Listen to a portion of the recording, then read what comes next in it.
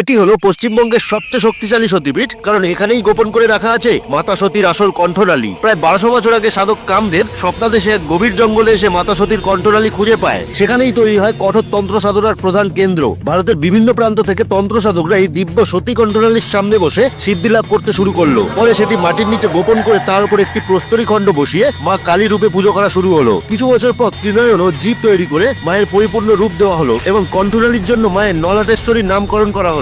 এটি হলো পশ্চিমবঙ্গের বীরভূম জেলার নলহাটিতে অবস্থিত মা নলাটেশ্বরী মন্দির। এই দেবী মূর্তির নিচে আজও মাতা সতীর আসল কণ্ঠনালী রাখা আছে। মাকে এখানে 365 দিনই আমিষ ভোগ দেওয়া হয় এবং তন্ত্রমতে মায়ের পুজো করা হয়। পুরো মন্দির চত্বর খুবই সুন্দর এবং সুসজ্জিত। কথিত আছে গুজরাটের আম্বাজি মন্দির, যেখানে মাতা সতীর হৃদয় পড়েছিল, সেখানকার প্রধান পুরোহিত এই নলাটেশ্বরী মন্দির থেকে পুজোর কিছু পদ্ধতি শিখে গেছেন। তাই আম্বাজি মন্দিরে আজও মা নলাটেশ্বরীর ফটো দেখা যায়। তারাপীঠ থেকে মাত্র 22 কিলোমিটার দূরে অবস্থিত মা নলাটেশ্বরী মন্দির অবশ্যই দর্শন করে আসবেন।